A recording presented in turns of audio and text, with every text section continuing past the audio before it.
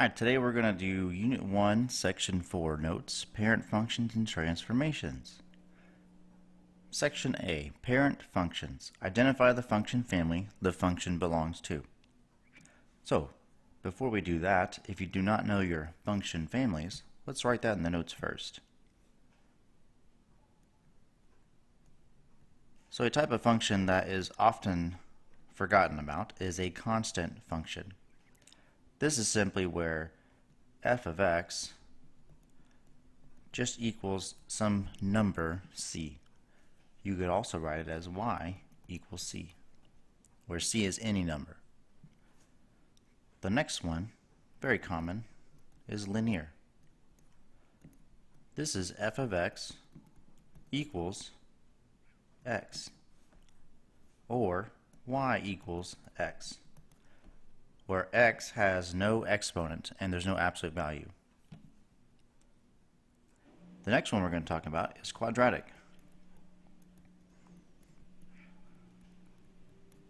Quadratic is f of x equals x squared, or y equals x squared. So quadratic, x has to have a 2 exponent. And the last one we're going to do right now is absolute value.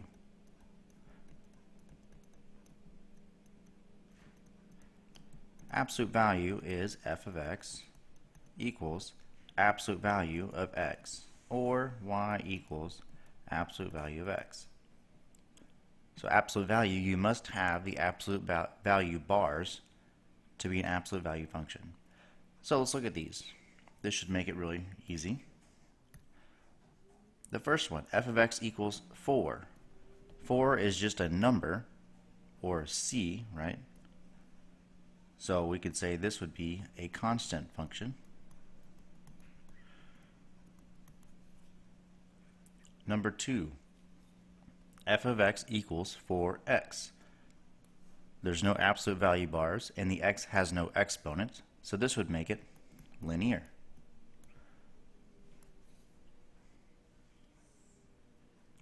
Three. Notice we have the absolute value bars. So regardless of what else is in here, this will be absolute value.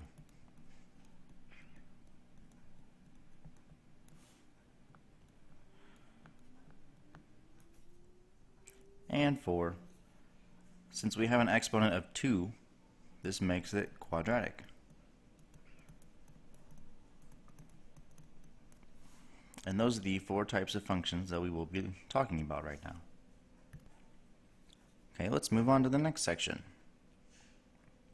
Identify the function family the graph belongs to.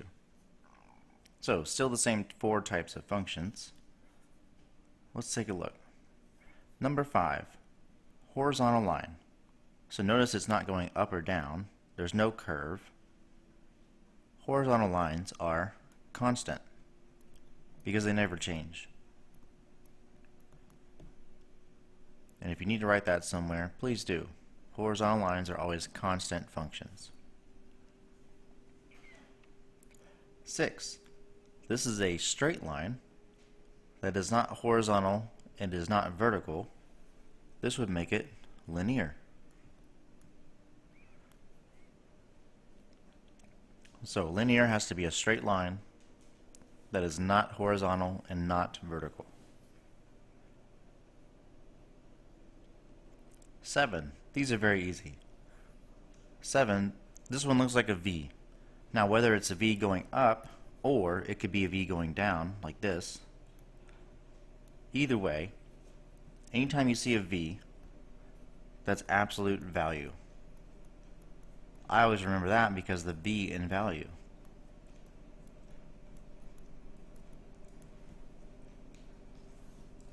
They can only go up or down.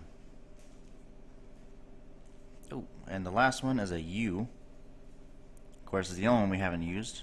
This is quadratic. And the way I remember this one is the U shape of the graph is the U in quadratic. And again, the graph can go up or down. So those are the 4 graphs for the 4 function types we are talking about. Let's go on. Transformations of a function.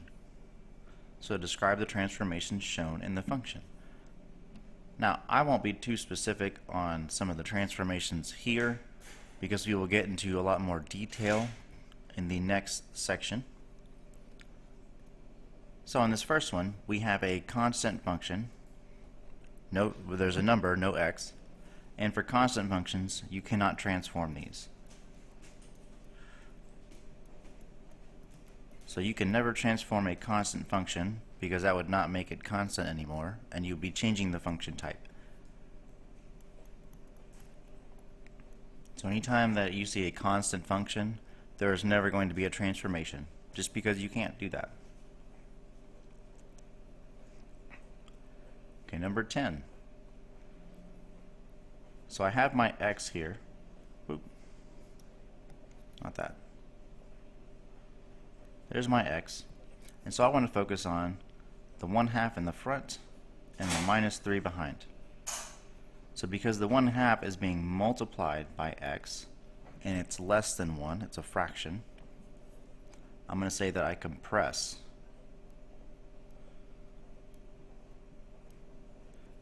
by half. You can say by half or just compress, either way. So I compress by half because I'm half as big or half as tall. I'm going to go ahead and erase that though, because again, I don't want to be too specific yet. I'm kind of just being generic, introducing these. So fraction in the front that's less than 1 is compressed. If it was a bigger number, greater than 1, like 5 or 6 or something like that, it would be stretch.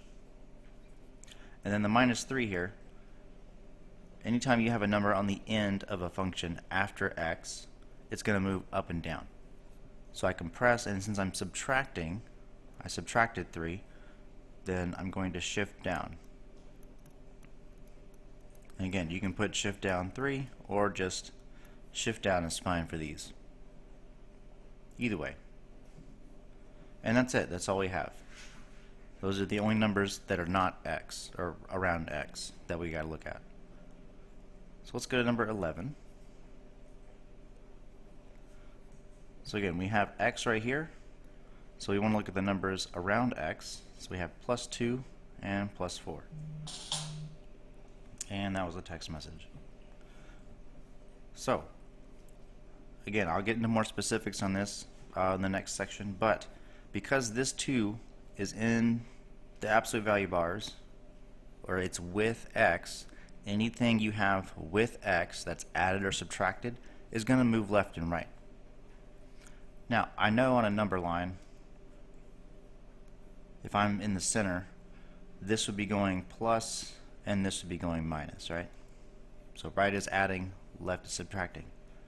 And typically that's true on a graph as well. However, when we do function transformations, because of the nature of the function and how it's set up, which I'll go into more detail later, it's the exact opposite. So if I go to the right for function transformations, that should be a minus. If I go to the left, that should be a plus. So because this is +2, I shift left. And again, you can put shift left too. I'm not as concerned about the specifics now. We'll do that later. And then of course the other one is 4. Notice it's outside of x, or at the end. Remember, outside or away from x goes up and down. And since I'm adding, I'm going to shift up.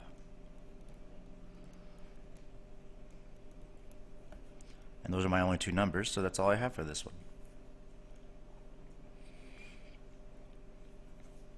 Okay, last one right here. I have a number in front. Oh, sorry, here's x. So I have a number in front that's multiplying. So if you look at the last one, we multiplied by half, a number less than 1, and that made it compress. Now this number is greater than 1, so this will be a stretch. And another text message.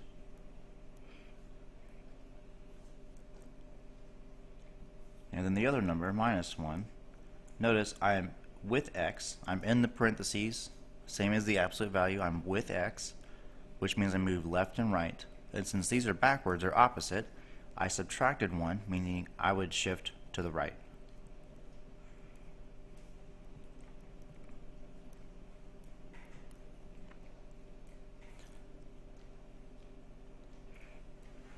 And those are the basic transformations. So not too specific yet, but that's okay. We'll get into more detail later.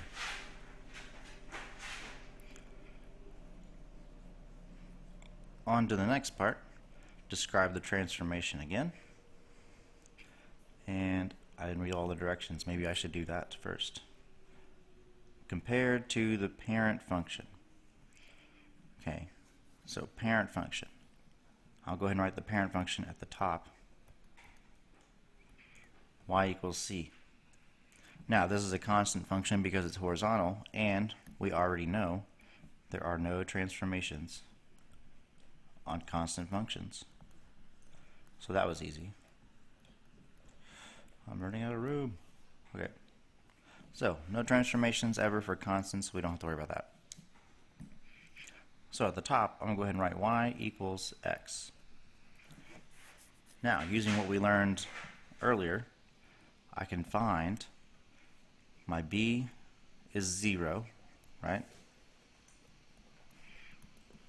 And then my slope, if I pick a point and a point, I go down 2 over 1, 2, 3, 4, 5, 6.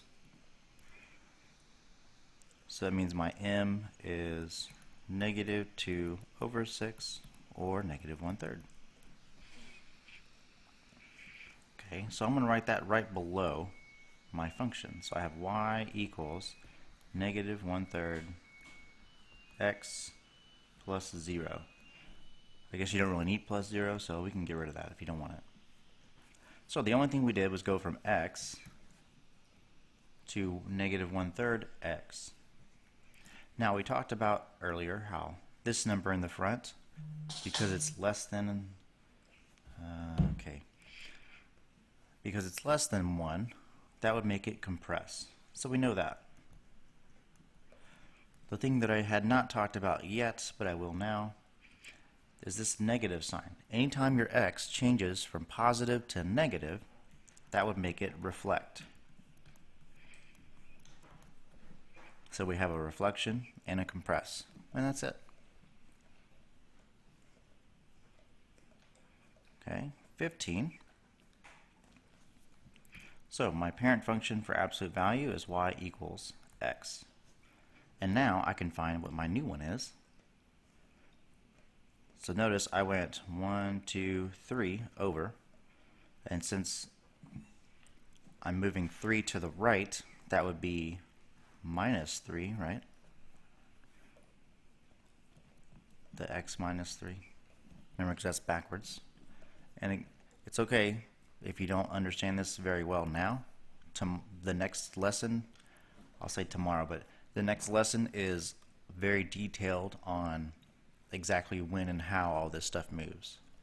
So I'm just trying to introduce it today. We'll do a whole lot of detail on the next lesson. So because I moved right 3, that it's minus 3, and from here I can find the slope of my line. So I go up 2 over 1. So since my m would be 2 over 1, or just 2, that 2 would go all the way out in the front. So my new equation is 2 absolute value x minus 3. Now I can compare. So I have this 2 in the front, bigger than 1, makes it stretch. And then of course I have this minus 3 that's with x, and because it's backwards I moved right. Of course we can see that from the graph.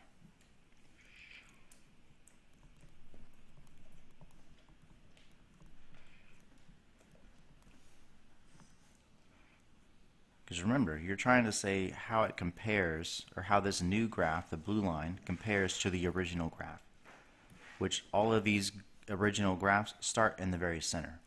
So my center then moved to the right 3. That's why we shifted right. So the graph kind of helps a little bit. Alright, last one right here is my parent function first for quadratic is x squared. And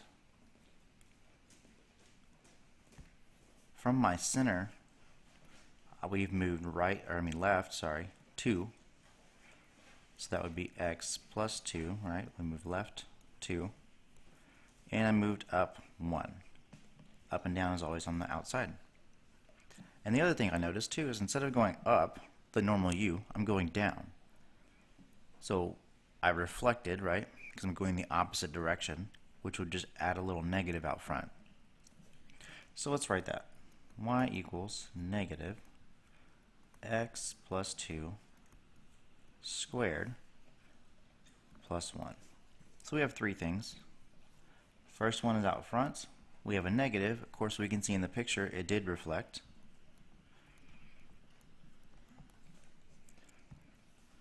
Then we have a plus 2. Remember, that's with x. So it's backwards with x. So instead of going right like I normally would, plus 2 would make it shift left. And of course, we can see that by the picture. And of course, last thing is I have this plus 1 on the outside, which in the picture we can see shift up.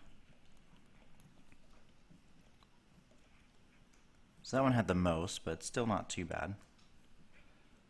And again, we'll go into a lot more detail on this on the next lesson.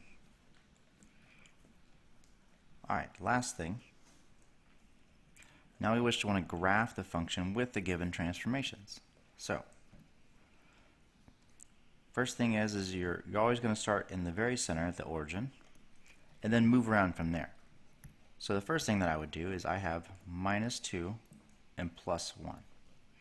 This would mean that because I'm with x, minus 2 goes right, plus 1 goes up. So from my center point, I'm going to go right 2 and up 1. There's my new center. And notice I don't have an exponent. I don't have absolute value, which would make this a linear function. So a linear would be a straight line going some way, right? Like that. So from this line, I now have to use my slope, 1/2. So I go up 1 over 2. I have all my points that I can get. And I just connect the dots like in kindergarten. And that's your line. So today is just kind of an introduction, practice, get to know this stuff a little bit. We'll go into a whole lot more detail on the next lesson. And the last one for today is I'm going to start in the center again. And I have plus 1 minus 2. So this plus 1, because it's with x, is going left 1. Minus 2 outside is down 2. So from my center, I'm going to go left 1, down 2. There's my new center. And this isn't really a slope, but 2 for a quadratic. So instead of going over 1, up 1, like you normally would on a quadratic to start, you go over 1, up 2. And that's about all as details I'm going to get today, because we have a whole unit on graphing these later, which we will learn the full pattern and everything. So as long as you get those 3 dots, you can make your U shape. Doesn't have to be perfect. As long as it kind of looks like a V. Maybe I should rewrite that. Fill erase for me. There we go. Something like that. Either way, I'm not too picky as long as you get some of the points right. And that's the notes for today.